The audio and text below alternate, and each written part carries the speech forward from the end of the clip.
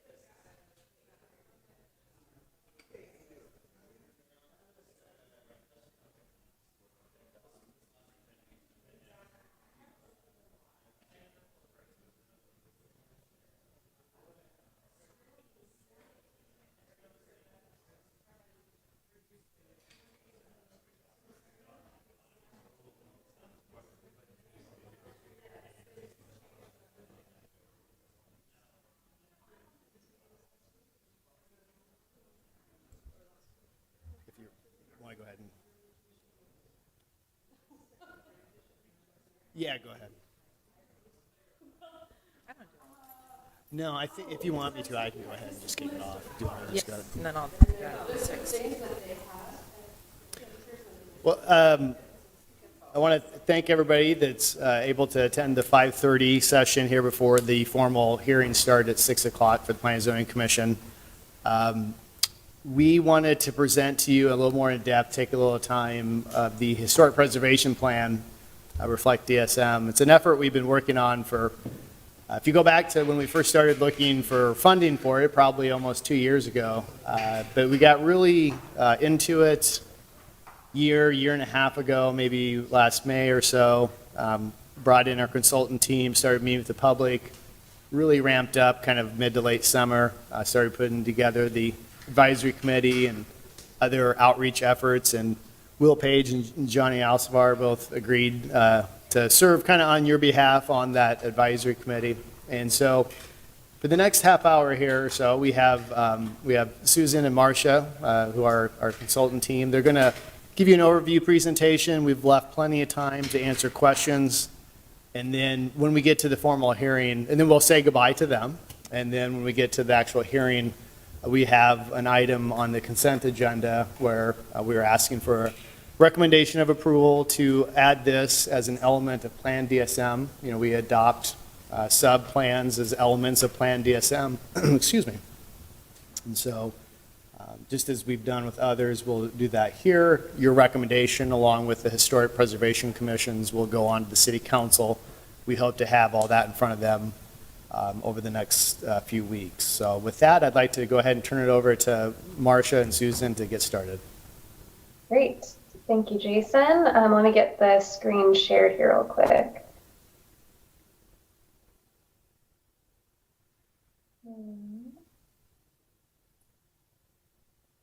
All right. You guys able to see that? Yep. Yes? Okay, great. Thanks for letting us join in on this kind of pre-meeting session. We appreciate being able to do this virtually. And as Jason mentioned, we just want to give a quick overview of the plan and leave plenty of time for questions. So we may be speeding through the presentation, but we're happy to come back to anything after we finish. These are the topics we plan to cover. Again, it's a quick overview. We can go in depth in any of the items as needed, but we'll do an overview of these, focus really on the actions and implementation section, which is chapter 4 of the document. And as Jason said, looking for hopefully adoption hearings in the next month or so. He also sort of mentioned this general time frame. We've had a 5-phase process and started really in like May of 2022 with outreach really kicking off late summer and obviously working towards adoption now. And one thing that we did want to note is that the public review period is still open, and that started mid-June. It was June 14th that we also had an open house, a survey launched, and the draft was published on the project webpage for people to comment on. So that is still available if people want to go on the project website and look at it more in depth. But one thing that we wanted to focus on with this kind of phased approach was the outreach that we did within it. And so I'll turn it over to Susan to kind of go over that in more detail. I think you're muted still, Susan. Sorry. Good evening, everyone. It's great to be here with you virtually, and thanks for the opportunity to present this really exciting, what we think is a very exciting plan. Traditional outreach has lots of features to it. We pulled together, if you could go to the next slide, Marcia, we pulled together sort of a traditional advisory committee, although we were very happy with how diverse the panel was, representing many types of, many communities, many constituencies, different elected officials, or the Planning and Zoning Commission, Historic Preservation Commission. So we really had a nice broad perspective from the advisory committee. And we did some public outreach, we did surveys, online surveys, again, all sort of traditional ways that we reach out to the public and get input from stakeholders. But like many cities around the country, Des Moines is very interested in going beyond the traditional engagement processes that we've done traditionally. And so we were able to pull together an outreach coordinator cohort. And this was an effort to try to have peer-to-peer conversations about the future of preservation in Des Moines, not this sort of expert coming in and asking the community what they think, but rather this conversation between members of the community and those that we were seeking information from. And we were able to pull together a wonderful group of 8 individuals, high school students and young adults, who then were charged with going out to the community and having these conversations with them. We had a sort of training in which we sort of talked to them about the plan. Then they went out and conducted their interviews, and they came back and shared their information. And we were able to bring both the advisory committee, which is sort of that more traditional, professional, elected official stakeholder group, and the outreach coordinator cohort together in a couple of sessions where they were both commenting on the plan and reviewing the plan. So we really felt very confident that we were seeing many perspectives coming from the Des Moines community. And if you go to the next slide, the sort of interesting thing that we found is that across all those constituencies, whether they were architects or traditional, people who live in historic districts, or these community members that we don't often hear from, they all sort of talked about the same thing. They care about the history of Des Moines and telling that history. They care about authenticity and about, not cookie cutter development and keeping the neighborhoods intact. There sort of was a real commonality about what people value in historic preservation in Des Moines, which was really gratifying for us to hear, that we're not on separate pages. We are really all on the same page. Next slide, please. And so they talked about a lot of public spaces, the places where people come together to celebrate, to remember, to commemorate, to have fun. Those were the things that mostly all the outreach provided feedback on. And I think the plan reflects our determination to make sure that those places are preserved going forward. Next slide. A key factor or key feature of the development process was this looking at equity. The city of Des Moines, as you know, has engaged in equity process across all of its departments and is working to infuse all of its planning documents with equity and inclusion, and this plan is no different. We did an equity audit in which we looked at 9 programs of the historic preservation program and other programs in the city to really see areas where the city was doing well in terms of inclusion and equitable distribution of resources and programming, and where there's some parts where we're not succeeding in that regard. We developed this equity statement, and really what it does is it acknowledges where we see the city, we as the community see where the city has not always been equitable and inclusive. It commits to reforming those areas and programs and projects that are not serving all members of the Des Moines community, and then it operationalizes that commitment through a series of action items. Next slide.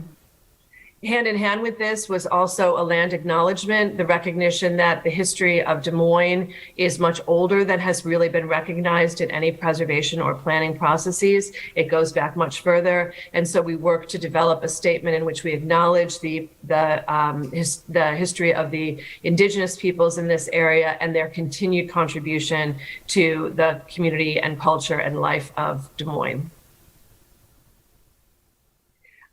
All of this sort of results in, what becomes the historic preservation plan, and it begins with a vision statement, and it really just says that we want to celebrate and acknowledge and protect places that reflect all of Des Moines' history and create a community in which everyone belongs. We do this through a series of projects and programs that are administered by the preservation program. We identify and protect the cultural and historic resources that define and enliven the city. Out of this, in order to operationalize that, we came up with 3 goals for the preservation plan, and that's really where we hold ourselves accountable in all the actions and activities that will come out of the plan. The first goal is to be equitable and inclusive, to create an equitable and inclusive preservation program that recognizes all those histories, as we said in our vision statement. Goal 2 is to be community-centered, to fully engage and listen to all members of the community so that we can make sure that our decision-making is reflective and benefits all members of the community. And finally, that it's strategically integrated. Preservation doesn't happen only in the Historic Preservation Program. It happens at many levels of city government and certainly in the cultural and social and economic life of the city outside of the city administration. So we want to make sure that it's strategically integrated with other activities happening in the city. So we'll quickly go through, that's kind of all presented in chapter 1 of the plan. We'll quickly go through chapter 2 and 3 and then note a couple actions from chapter 4. But again, want to save time for questions. So chapter 2 is really focused on more information about preservation in general, gives some benefits and information about those, as well as partners and how people that may not think they are a preservationist or could help implement this plan really do have a role to play in implementation. So we've kind of explained that a little bit more. And then the chart on the far right gives a better look at the role for elected and appointed officials and different departments within the city and how they all work together to contribute to the program in different ways. Chapter 3 is really about the existing program report, which was an early deliverable of the project, but basically says this is where the program is today, this is what's happening, these are some challenges and opportunities for improvement. But if someone was new to the program and didn't know anything about it, Chapter 3 is where they could go to really learn what's happening right now, and then they could explore Chapter 4 to see the recommendations. But this kind of sets the stage for the program itself and what's happening or not happening and ways that we can move forward into the future with those goals that Susan talked about. And so again, Chapter 4 is really the meat of the bones of the recommendations of the plan. It repeats the vision, mission, and goals from Chapter 1, which is just a way to keep all of this together and how we move the program forward. The key on the right explains all the components of the actions. There's timing, there's how each action is related to one or more goals and works to accomplish those goals.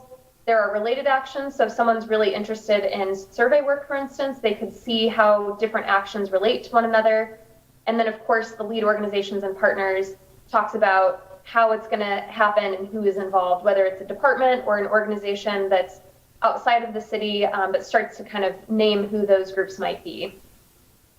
I'm going to quickly go through these slides. We've pulled out a handful of actions just to give you a taste of topics that are included, how they're all kind of laid out, and timing. So this first one is N1, which is near term, which is the N. Action 1, Susan talked about the creation of the equity and inclusion statement, and this really follows that up to make sure that it's being implemented and is a very clear part of the program moving forward.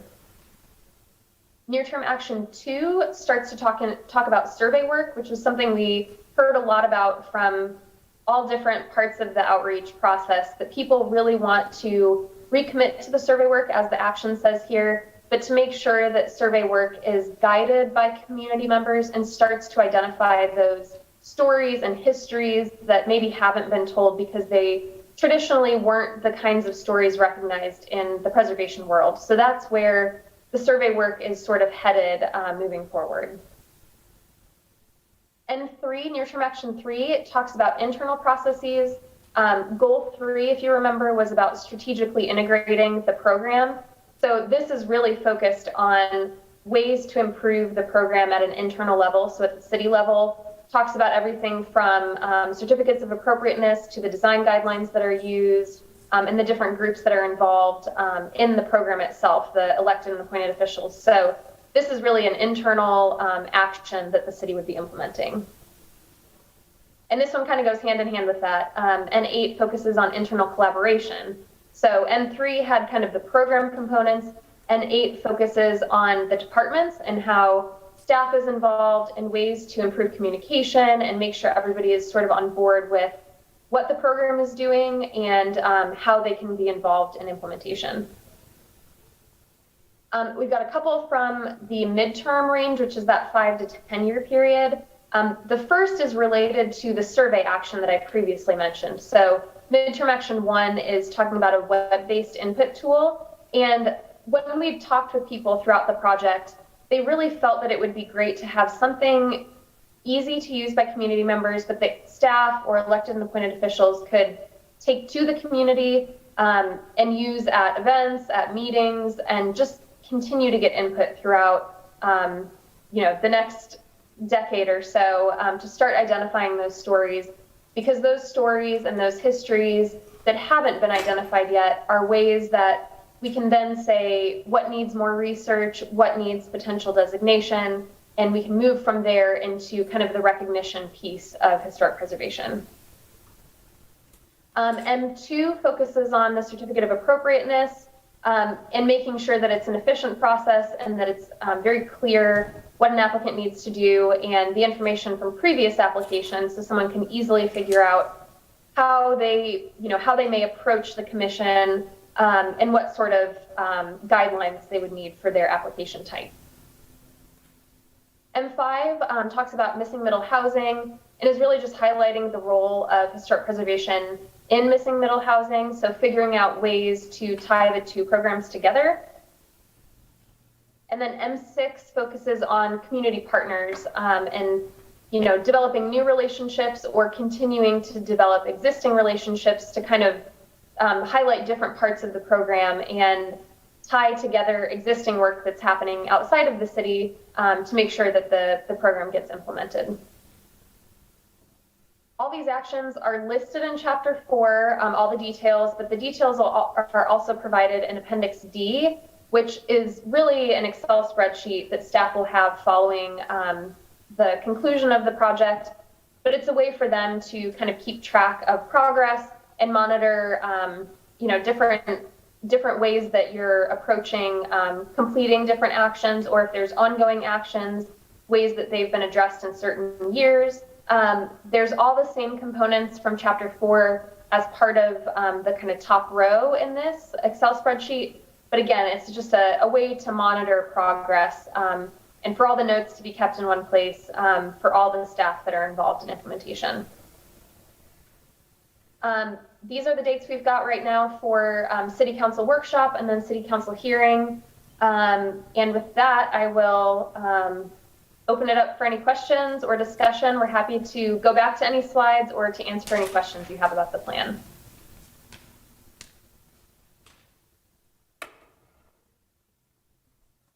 Commissioners, do you have any questions about the historic plan? Yep, go ahead. I have a question, a statement. First of all, this is the first time in Des Moines that I've seen a land acknowledgement. Where I used to live, they were read oftentimes before every meeting, so thank you for including that. I think that's a big step, an important one. Page 64 talks about homogenized development. And I think we could all agree that we don't really want to go there, but what can we do as the Plan and Zoning Commission to help guide away from that?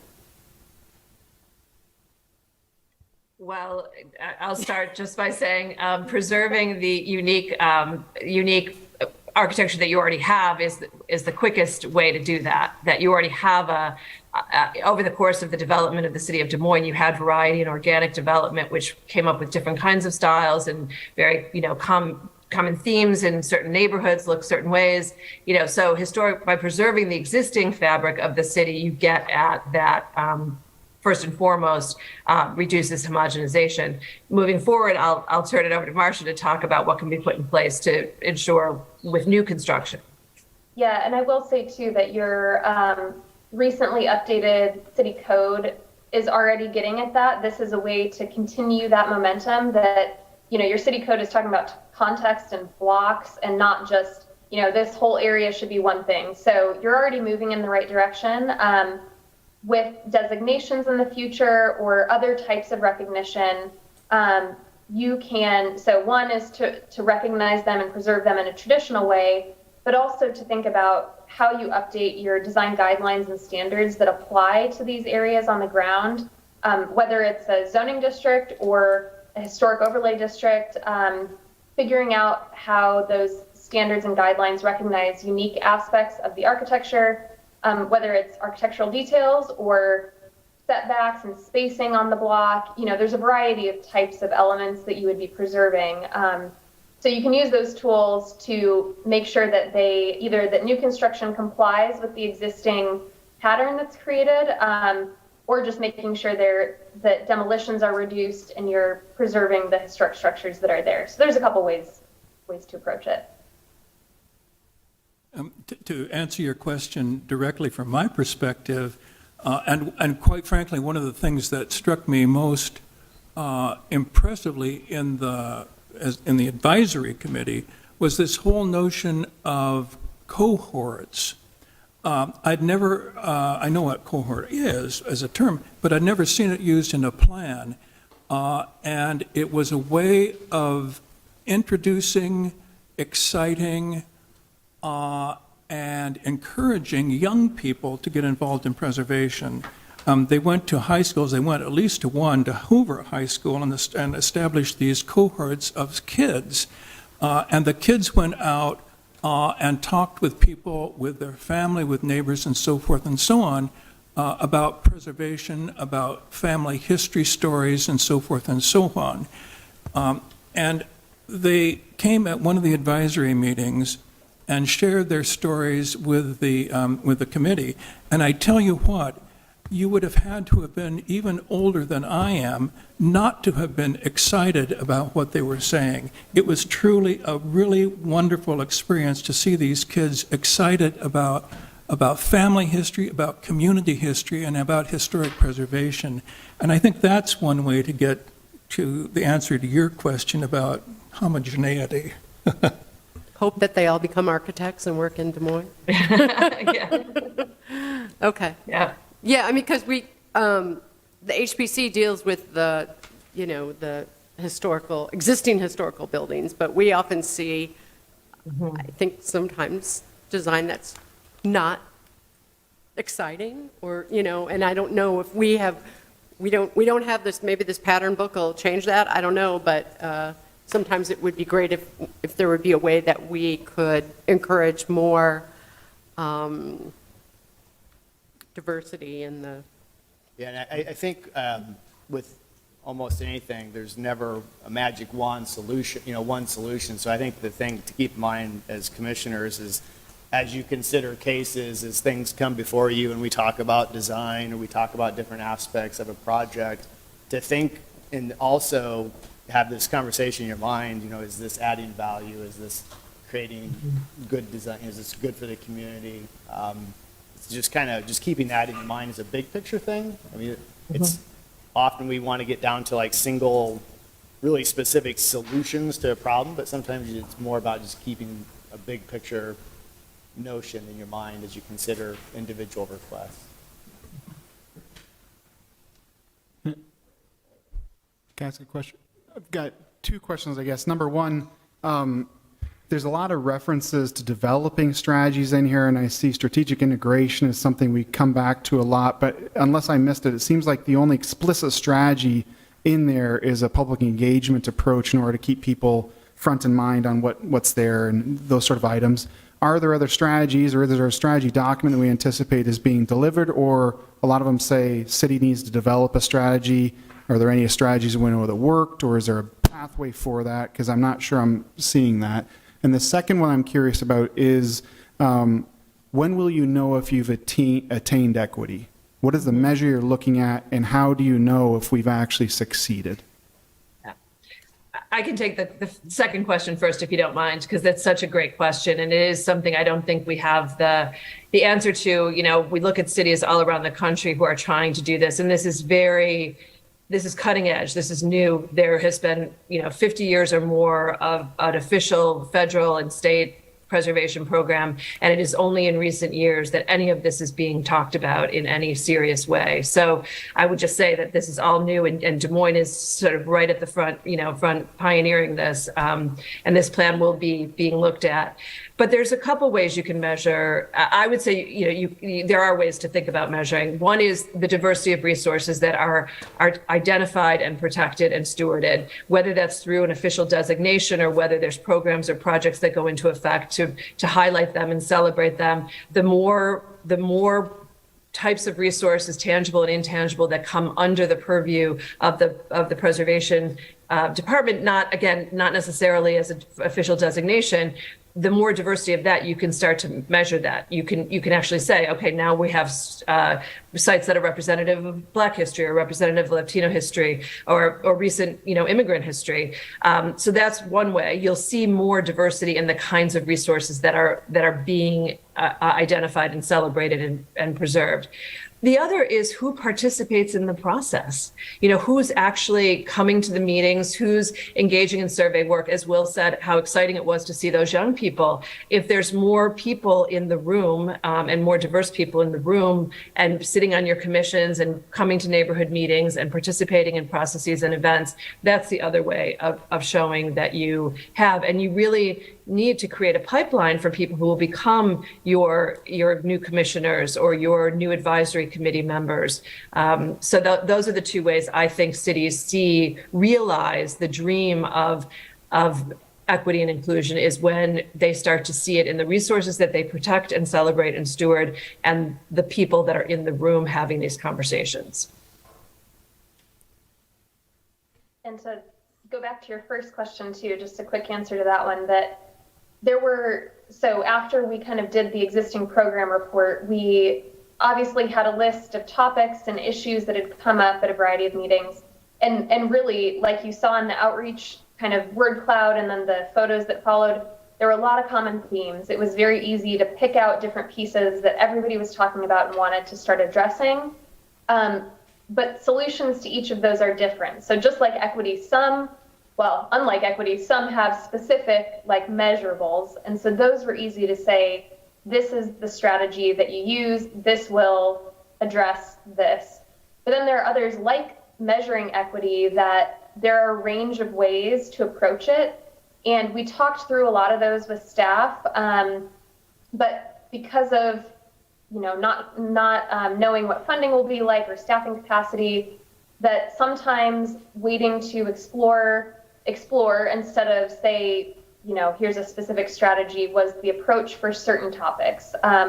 So we kind of went back and forth on a variety of actions with that conversation in mind, and landed at different places for each. And we also know that as this is implemented, it's going to evolve. So an update to the plan will be needed at some point to say, this is what's done.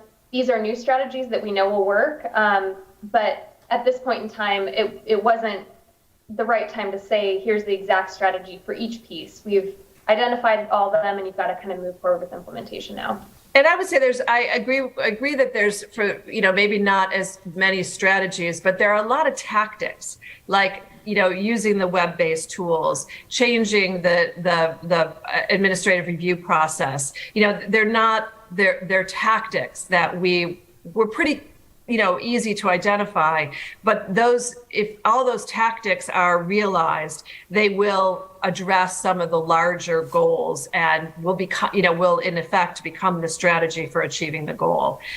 There's a lot of like tactics, if not strategies, I would say. No, I would argue that's true. I guess that's why I'm asking, because as we actually go into the value engineering of which tactic are we going to deploy, prioritizing them should probably be aligned with the strategy, which I think you make the point of. We don't say what is the strategy we're going for, which seems to be a challenge. The second one, I don't know why no one actually goes and references. The Directors Council did a great collection of work over years. I mean, Marvin DeGier would be a great person to go reach out to find the data on the indication of how inequitable our communities are. And I don't know why we don't use that as a basis for showing when we're going to be more equitable. Because we've seen all this comes up, equity. We say we can't measure it. We've measured inequity. It seems like equity is the absence of inequity in a lot of ways. Why can't we use that as a basis? And it's something the city's paid for, partnerships paid for. We have it. We have that study. We should be using it. Thank you, Chris. And thank you, Marcia and Susan. We are bumping into our public hearing time, so I'm going to end the discussion now. Thank you very much for your presentation. It's very exciting to read the new historic preservation plan. Thank you. Thank you for your time. Thank you.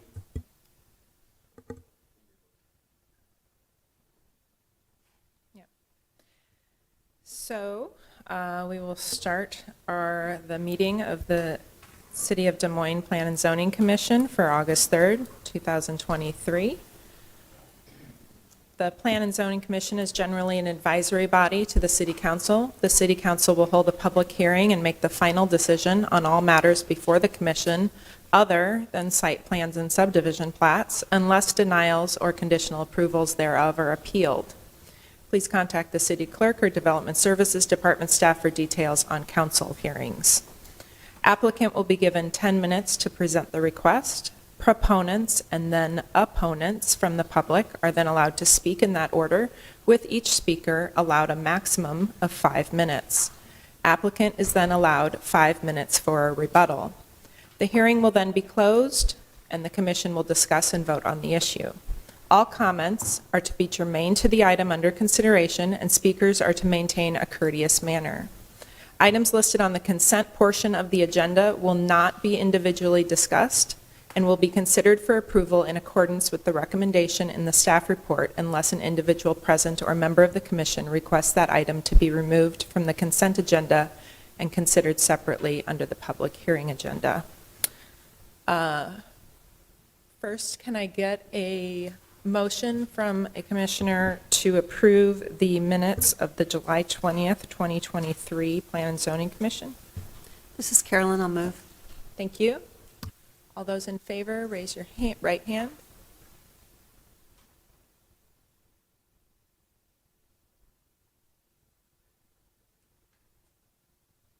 And those pass.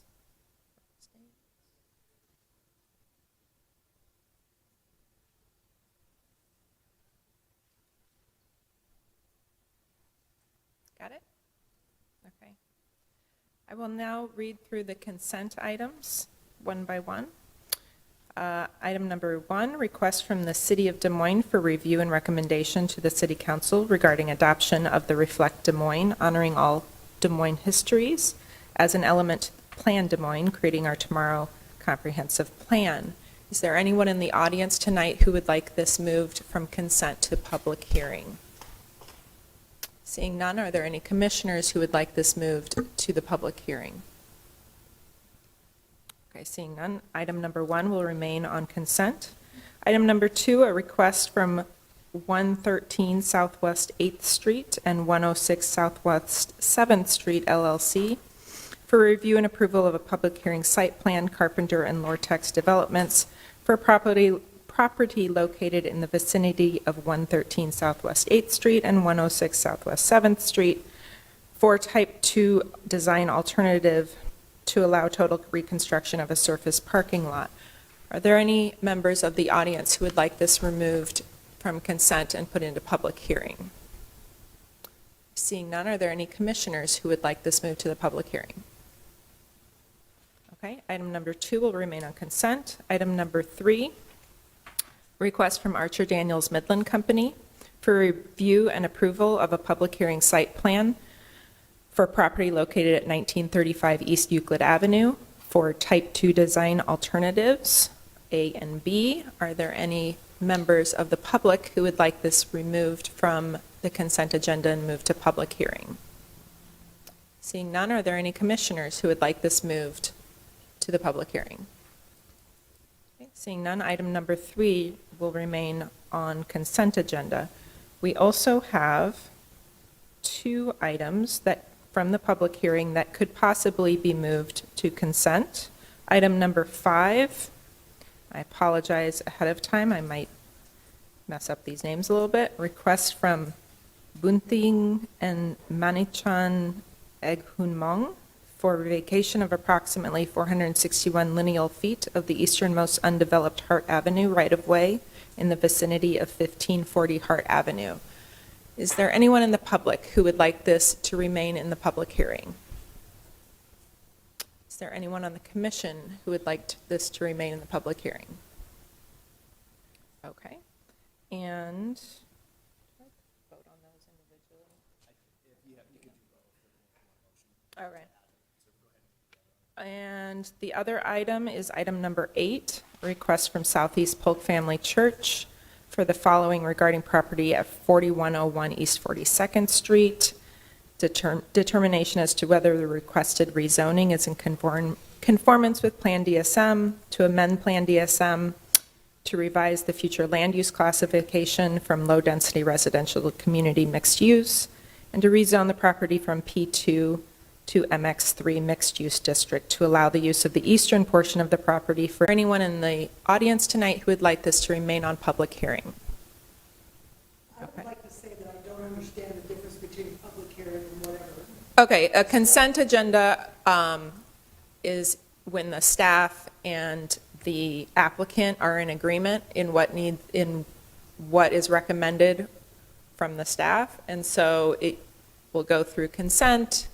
The consent agenda is in bulk voted on by the commission to go ahead with the recommendation from staff. If it's moved to public hearing, we hear the entire item in which the staff comes up and presents what the item is all about, and then we have a public hearing comment period, and then the commission discusses it and votes on it individually. I would like to see it go to public hearing. You would like number 8 to remain on public hearing? Okay. Okay, it will. Can I get a commissioner motion to move item number 5 to consent? I'll move, but I have a quick question. Is number 6 off? Number 6 has been withdrawn. Yes. Oh, withdrawn. Okay. Yeah, I was going to get to that, and I also have a continuance. Oh, okay. Yeah, I'll get to Okay. those. I'll move to, To move item number 5 to Yep. the consent agenda. All those in favor, raise your right hand.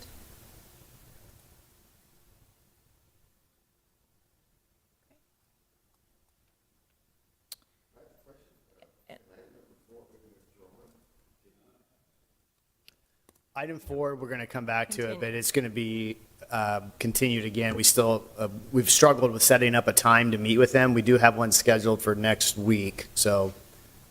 Well, this is about the 3rd or 4th time it's been scheduled. Is there any reason why simply can't be dropped until we go back on and actually ready?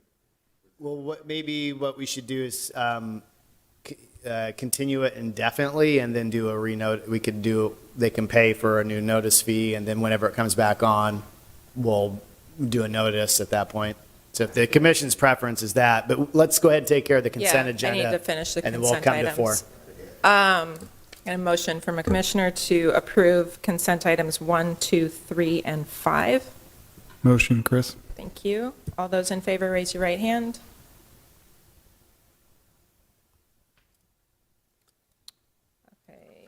Now I was going to discuss the continuance of item number 4. So, Yeah, as I noted, we've struggled to find, get a time scheduled with them. We do have a meeting scheduled next week, so, but if the commission, I think it's fair to continue it indefinitely, and then it won't, if that meeting doesn't come together, then we'll just put it on whatever agenda makes sense, and then the applicant can pay to renotice it, which is nominal. how would that go forth? Just, continue it I would, the motion would be to continue it indefinitely. Okay. Okay, there's a motion to continue item number 4 indefinitely. That's what was that Francis' motion? Francis, Okay. yes. Yeah. Wait, is there a functional difference between continuing indefinitely and just moving it to next week besides renoticing, or what's the? Well, the functional difference is if the meeting doesn't happen, which we've struggled to meet with them to date, then we don't have to do this at the next meeting because they've not met with us yet. Does that make, you know what I mean? I guess I'm just trying to say, so if we continue indefinitely, we're adding a renotice process to them. If we just move it to next week, Right. we're just like voting on it. I think the thing to, on the public side is that, their neighbors got their notice originally back, several meetings ago and may not be aware that it's still being discussed.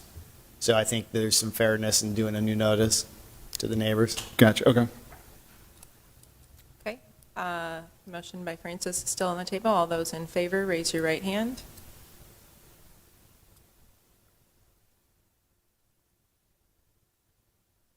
And against? And pass? Okay. And as I mentioned, number 5 was moved to consent, number 6 has been withdrawn, so we will begin with item number 7 on the public hearing.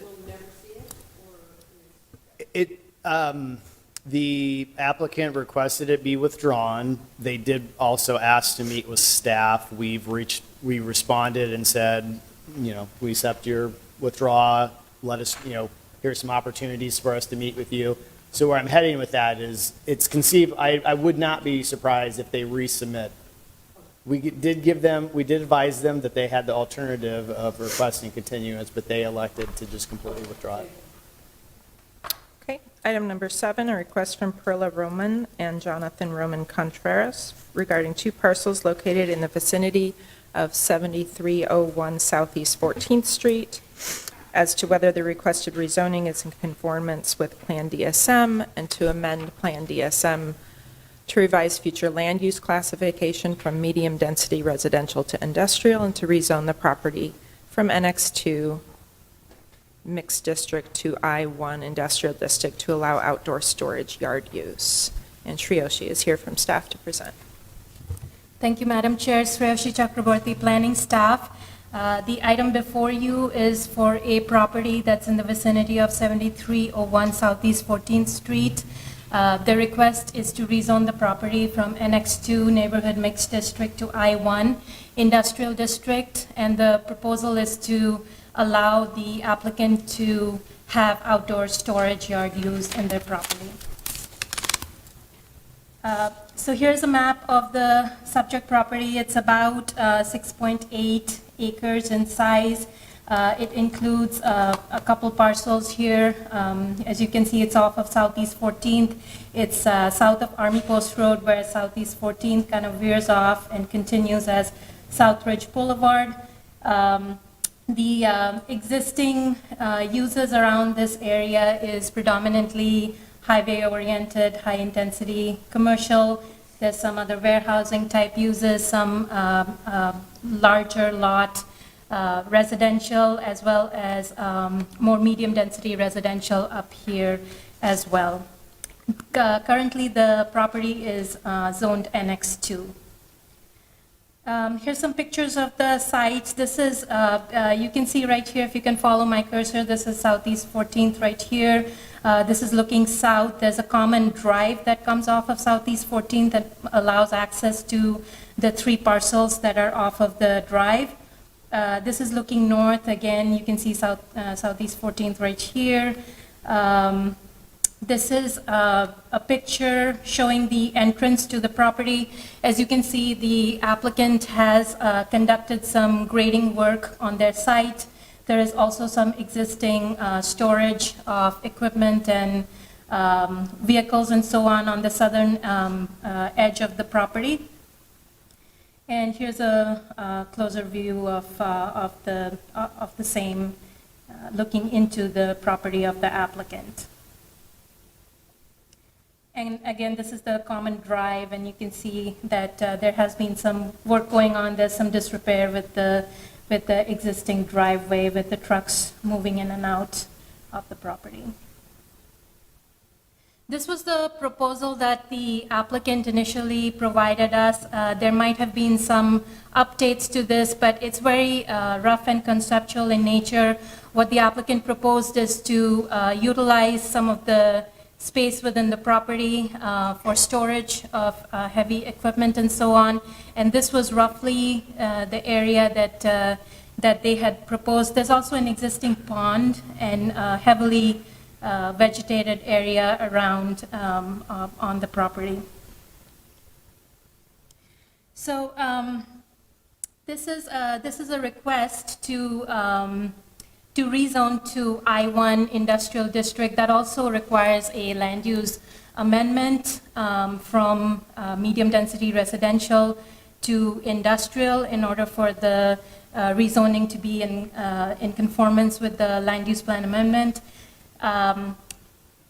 As we have discussed about this before, staff believes that industrial uses are appropriate in certain parts of town where they do not have a significant impact on adjacent uses, which are lower in intensity.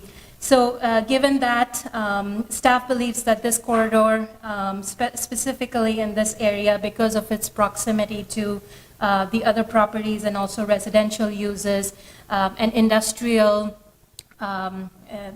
land use as well as an I-1 zoning district will not be appropriate, and it could have impacts on adjoining properties. Therefore, staff is recommending denial of this rezoning request. A few other things to note in terms of the subject parcel. There are some concerns with utilities. Currently, there is public storm sewer is not available to the site. Also, the water line is to the west of Southridge Boulevard, and therefore the applicant would have to stub off of the water line that's on the other side of Southridge Boulevard, which they're on the east side, and the water line is running kind of on the west side of Southridge Boulevard, so they would have to go quite a ways in order to get their water connection. So those are some of the things to keep in mind. Also, they do have that existing pond within their site, which could be potentially used for storm runoff purposes. So that's just something that staff is noting. As I mentioned before, the recommendation from staff is denial because of the reason that I mentioned. And we did receive some letters and a letter and a comment card. This is an email from the property owner at 7301 Southeast 14th, which is the parcel to the immediate north of the subject property, and they are not in support of the rezoning request. And this comment card is from the parcel to the south, and they are also not in support of this rezoning request. And I'll zoom in a little bit so you can read the comment card.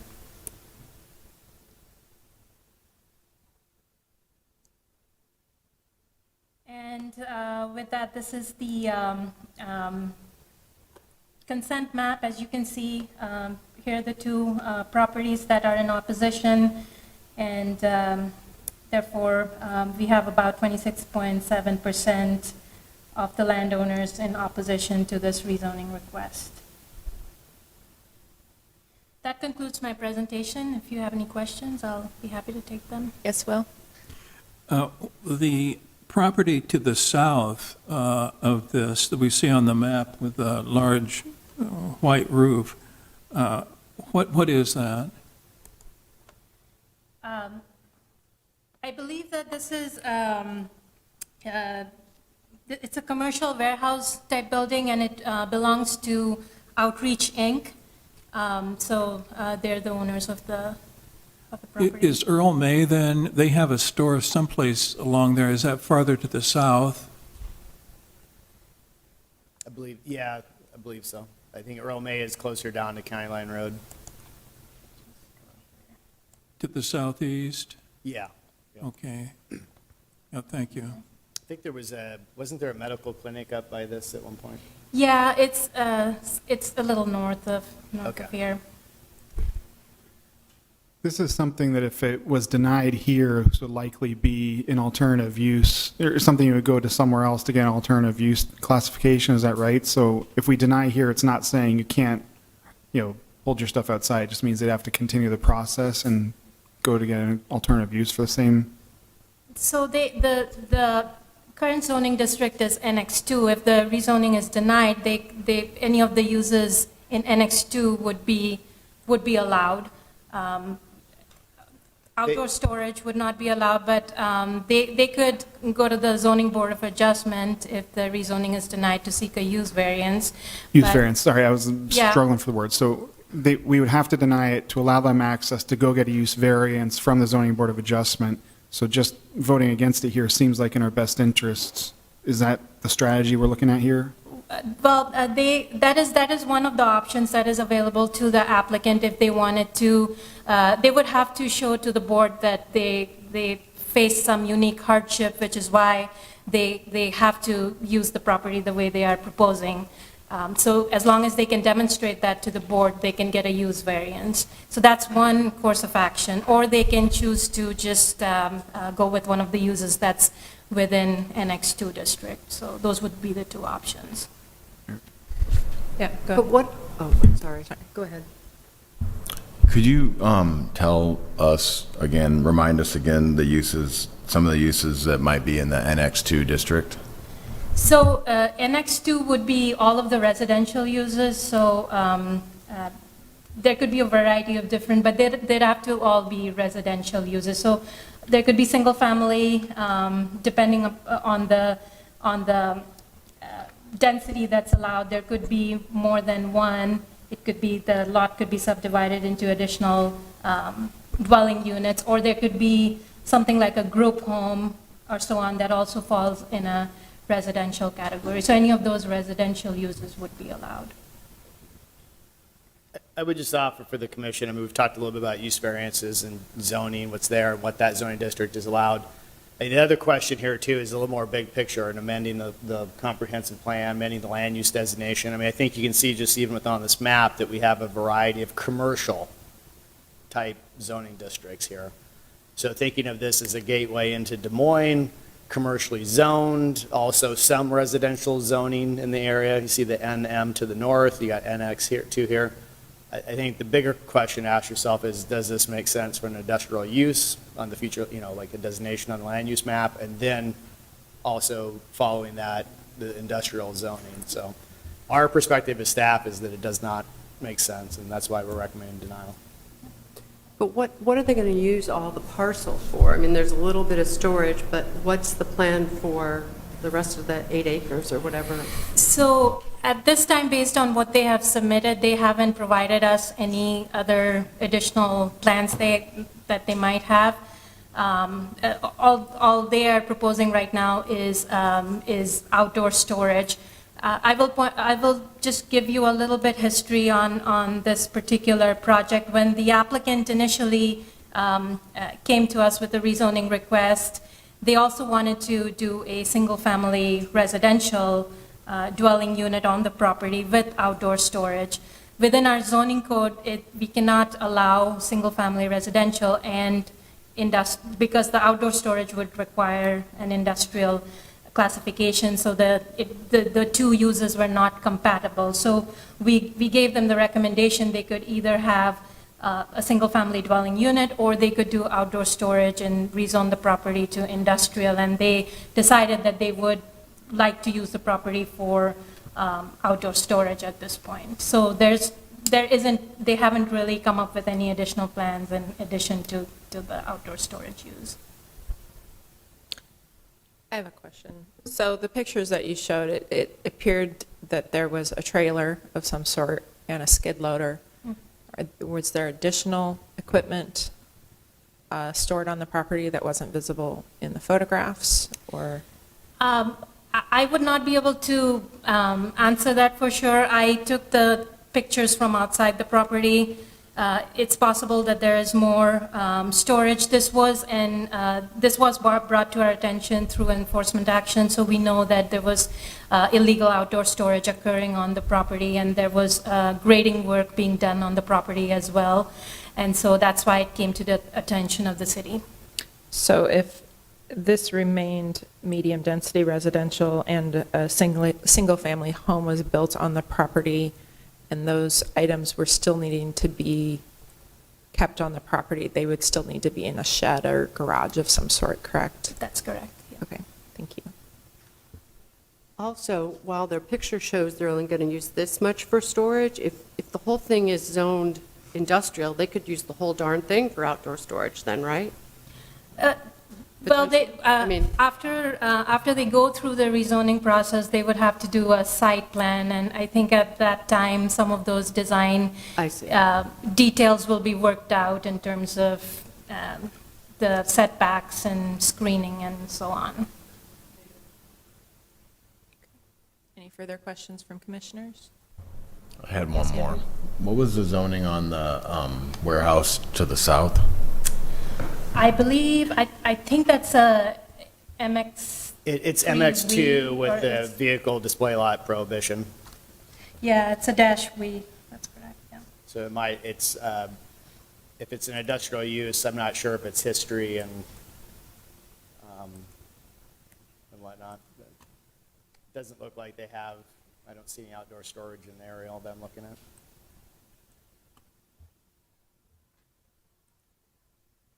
Okay, thank you, Shreyoshi. Thank you. The applicant is here. May come forward to present. Is the applicant here? Nope. Okay. We will bypass the applicant presentation. What's that, Francis? Yeah, I know. Yeah. Just Well, ask for I public just need comment, to, though. I just need to ask for public comment. Is there anyone here who would like to speak in favor of this item or against this item? Would you like to come forward and speak to it? Sure. Be sure to state your name and address and sign in when you're done on the white sheet that is at that table. Scott Hammer, President of Outreach, the building to the south, the white building. That was my scribbling handwriting on the postcard that I also sent in an email so she could read it. I've been with Outreach for, this is my 7th year, and driven across Des Moines to that building every day, twice a day for 7 years. I've been impressed by the activity I'm seeing in the south side.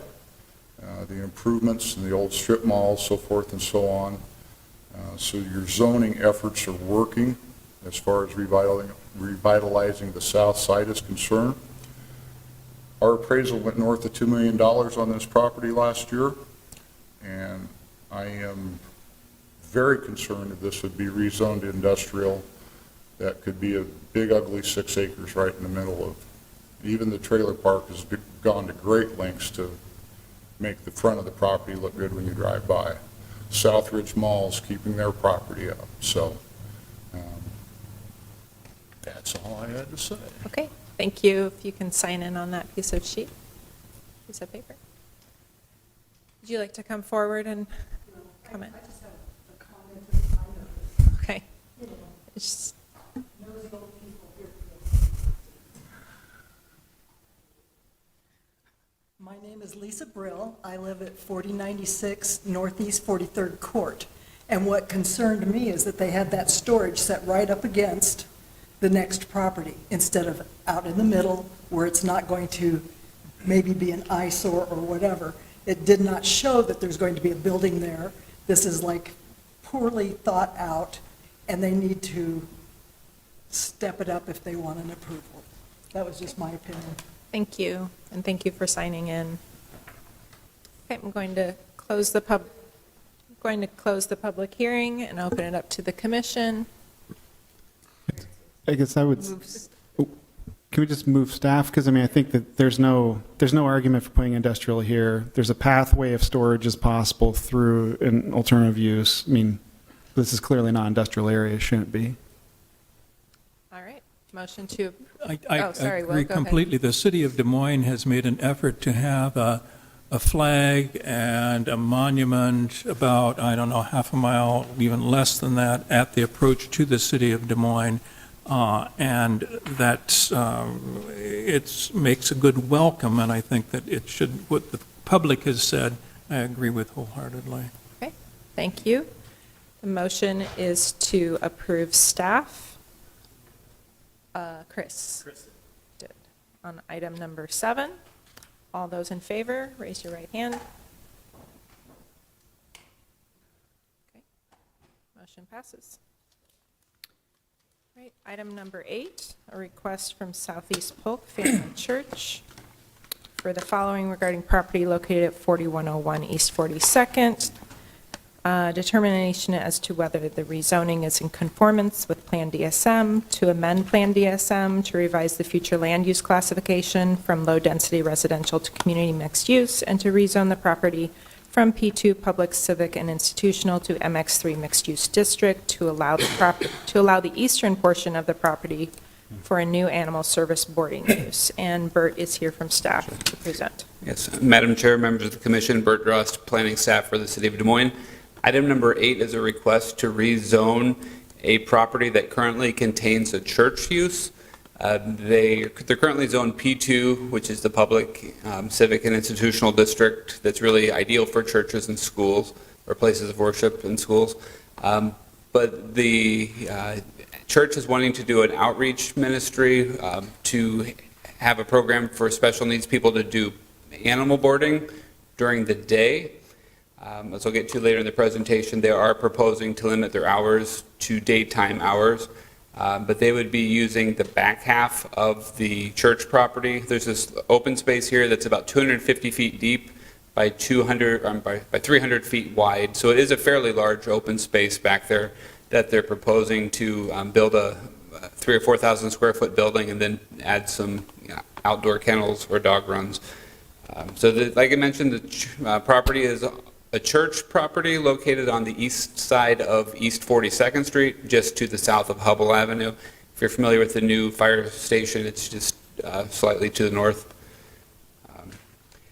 So this map here is zoning districts. If you see the blue zoning, these are actually also the city limits. So this property does butt immediately against the eastern city limits. So the homes to the east are in unincorporated Polk County. As you can see, there's a mobile home community here, and then some single-family houses to the south. Here are some photos. This is taken from East 42nd Street, looking east, so the place of worship. And then that large open space is just behind it. This is taken from the parking lot, looking to the north. And then this is from the parking lot, kind of looking to the northeast, across where the building would be. Here in the middle, if the dog runs to the east of that. I apologize, the presentation acting up, so I'm not able to slide easy from sheet to sheet. But here's the sketch that the applicant submitted. Again, the place of worship is here, the parking lot is in this general area here, and then they'd be building the building with the outdoor exercising areas. And just another layout. So you can see that they're proposing to keep the parking where they are, or where it is. Now I'll let the applicant explain their proposal more in depth, but this document here does lay out their intentions.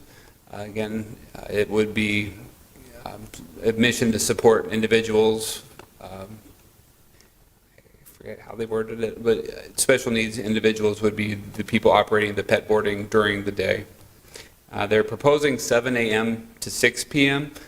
When I get to the staff recommendation, you'll see that we really haven't recommended any zoning conditions on hours, so that if there are concerns from neighbors, maybe that is something that the board or the commission could consider. But their intent is not to be keeping pets overnight. Again, staff is supportive of the rezoning. They need MX3 district in order to allow both the place of worship and the animal service use. But we have recommended approval subject to a pretty strict condition, one, that any use be limited to the P2 uses, which is what they have today, plus animal service for boarding and or grooming usage. And I believe boarding is the only component that they're wanting. But here's the consent map. We had one card come back in indifferent. I believe this is the woman here this evening.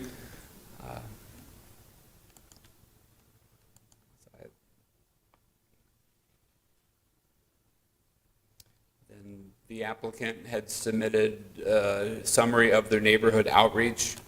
I can let the applicant speak to this, but I believe the person who submitted the card was at that meeting, and they attempted to address the concerns that the neighbor raised in their response. So I guess that concludes my presentation. Are there any questions for me? Quick question. Do the conditions stay with the rezone indefinitely?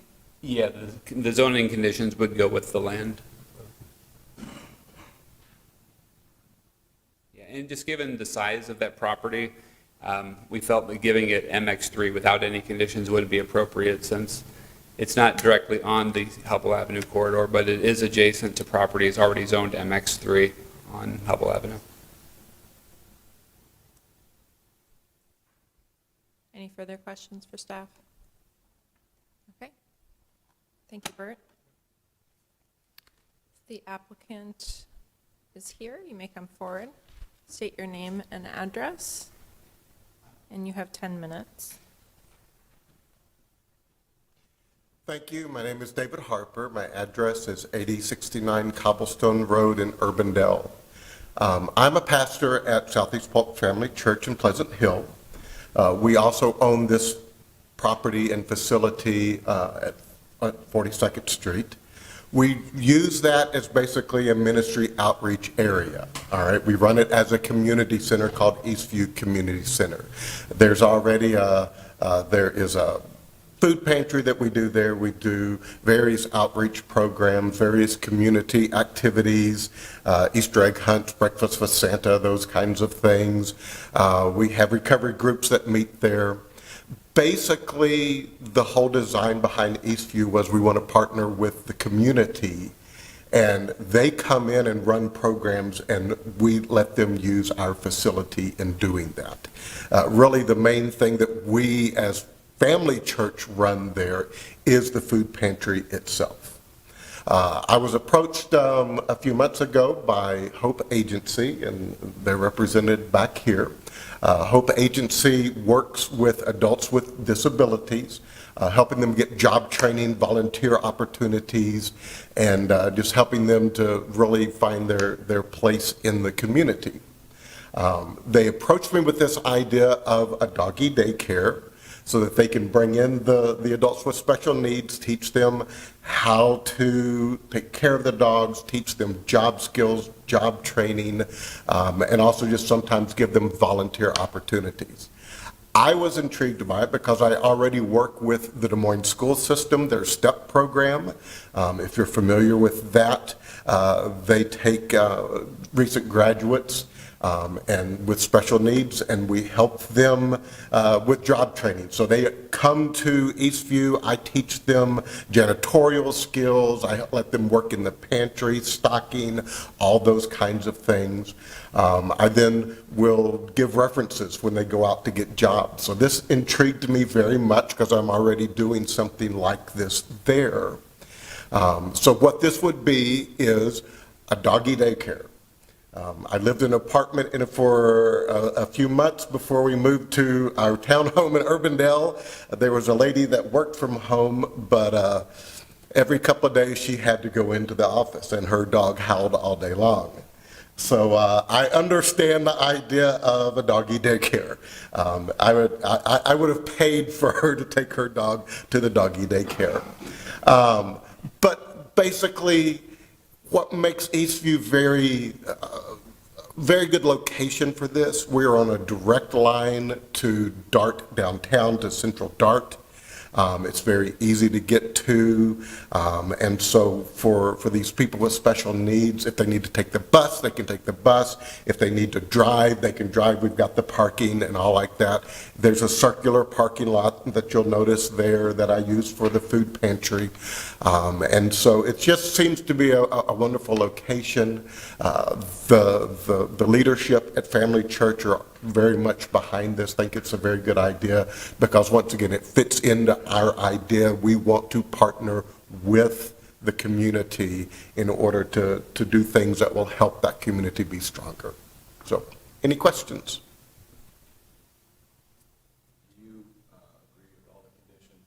Do you agree with the conditions in the staff recommendation? Yes. As long as we can continue to run the community center, and there's a Burmese church that meets there right now. We don't want to do anything else. We want them to be able to do this program for the people with special needs. Yes, Will? You say that the hours of proposed operation would be from 7 a.m. to 6 p.m. Would you be willing to have a zoning condition that specifies those hours and those hours only? Yes. Yes.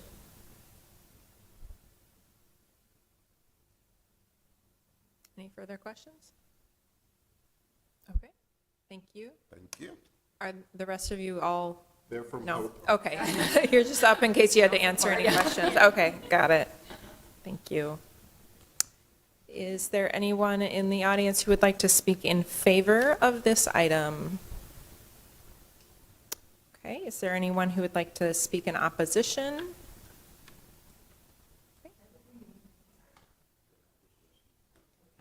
And Lisa's a great neighbor. Well, I'm a good sport. I came out to their public meeting. I'm sorry, can you state your name and address again? Lisa Brill, 4096 Northeast 43rd Court. There's my little thing that I wrote right there. And then looking at how they have it mapped out on the property, did you notice, Dave, that's going to take your Easter egg hunt away? No, I can move that to the side. Okay. Already worked that one out. Okay. Well, my biggest concern is that my backyard meets with Dave's property. And putting up a big 8-foot fence or building or whatever blocks what I can see, number one. Number two, if I go out there and mow, am I going to be hearing dogs barking all the time? Because my backyard is a huge backyard. And I have a concern whether there really is a need for a doggy daycare in that area, because there's a very nice boarding Vista Kennels there's like less than 2 blocks away. So would that take business from an established business? There's, I don't know, I've lost my train of thought. You were concerned with the baseball practices. Right, because there's 2 fields there, and that's going to eliminate one completely, and possibly the other, depending on how that sets. And I know that that is a big resource for homeschooled children to get baseball practice time in. So are we helping or hurting if we're putting in a doggy daycare? We're training people, we're paying salaries, but there's a big loss of community that I see. All right, Okay? thank you. Thank you. I don't know, does she need to sign in again if she already signed in for the previous? Yeah, The you don't big need arrow to. down and say me again. We're good, we got you. Is there anyone else in the audience who would like to comment on this item? Okay. Seeing none, I will close the public hearing and open it up to the commissioners for discussion and motions. Oh, what? Oh, I'm sorry, applicant rebuttal. Thank you, Tyler. If you want one, you have 5 minutes. Just take me a minute. Yes, that field right now, I do allow Granbury Little League to do practices there. They have to sign up. I work in conjunction with Evangel Chapel next door. Brenda is the pastor there. We work together. Their field is open to practices as well. As far as the homeschool group, yes, I've allowed them, and they're going to be using it for football, their football this fall. However, this spring, they filled up our parking lot, they filled up Brenda's parking lot, they were into Mr. Porter's parking lot, which I think he was okay with, and they were also parking on the street. I was going to have to tell them they were going to have to find somewhere else to go to, because we don't have the space for how large they've grown.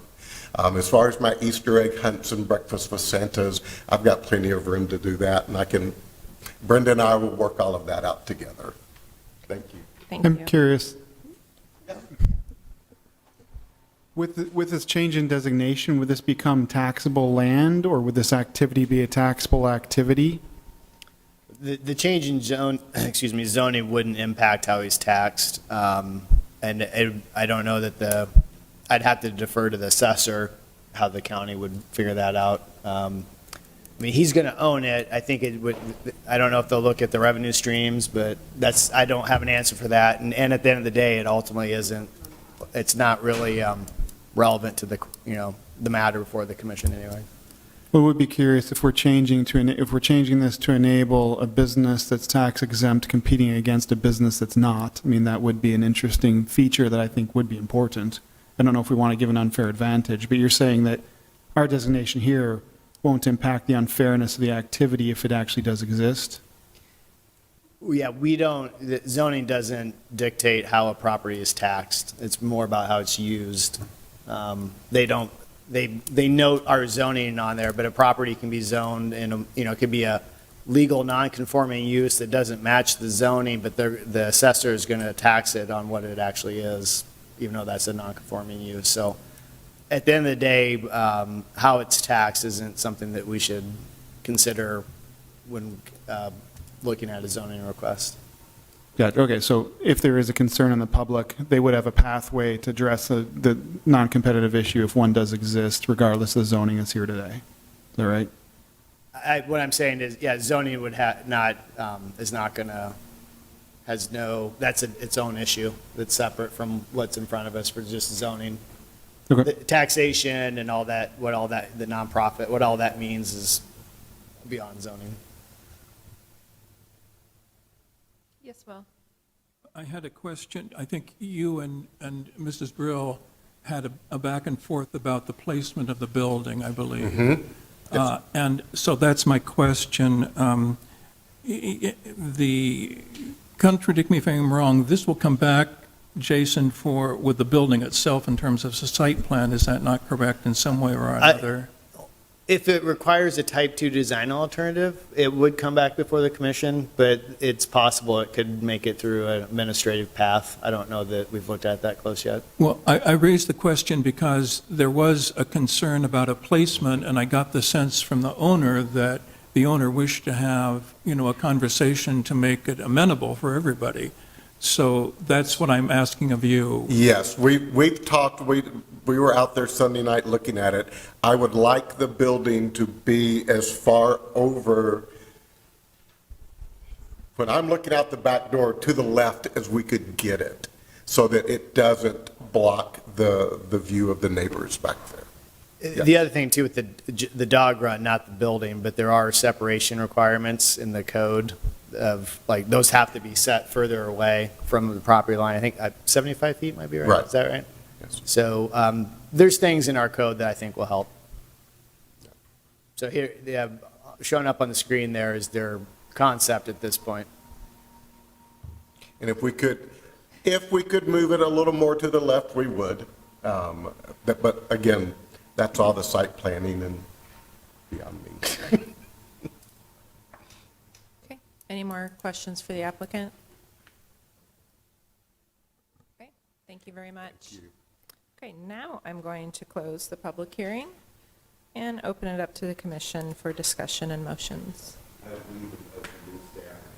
Can you turn your mic on, Francis? Sorry. Excuse me. I believe we should move staff with the stipulations regarding that Will has suggested for the hours be included in the planning and the zoning. Okay. I agree with Francis. So he was letting the kids use that out of the goodness of his heart anyway. So I don't think that's really an issue. And like Jason mentioned, we're not really an authority on the tax and non-competitive issue at all. So I support your motion, Francis. Okay, there is a motion. All those in favor, raise your right hand.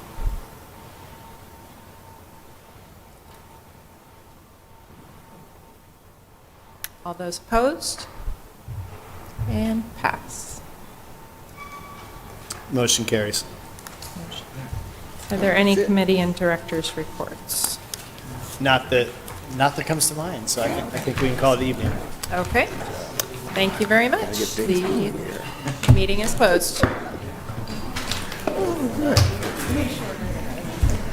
Oh, we've got a short meeting. Get right to the nitty-gritty subject.